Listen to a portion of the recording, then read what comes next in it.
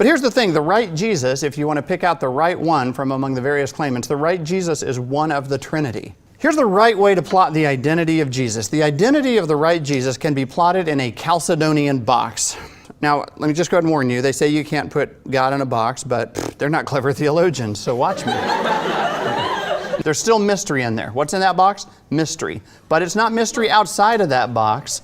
That box shows you boundaries that you shouldn't cross conceptually.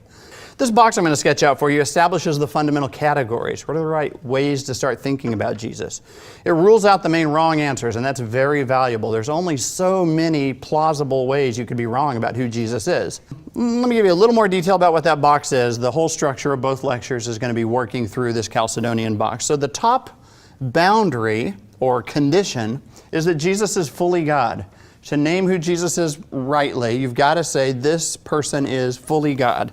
Not part God, not a little bit of God, not a lowered version of God, but God, capital G-O-D. Also fully human.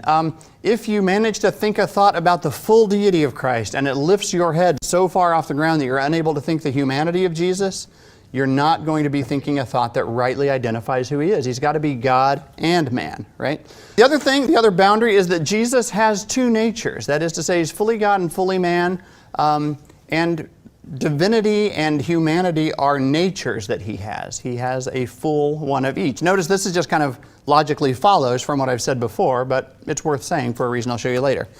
On the other hand, he's only one person, so you don't go so far with the two natures that you think, he's two natures, like two people. No, that's different. One person in two natures. What are those two natures? Fully God and fully man. Yeah, that's the box. Somewhere in there is the right Jesus. Let me say one thing about this approach to putting boundaries up like this. This is me saying what Christian doctrine does. What Christian doctrine does is it lets us know a conceptual sphere in which we can think God's thoughts after him and rightly understand what he has said about himself and say the right thing back to him. Theology is partly for the praise of God, though it's also, of course, for instruction, for catechesis, for training Christians in what it is they believe.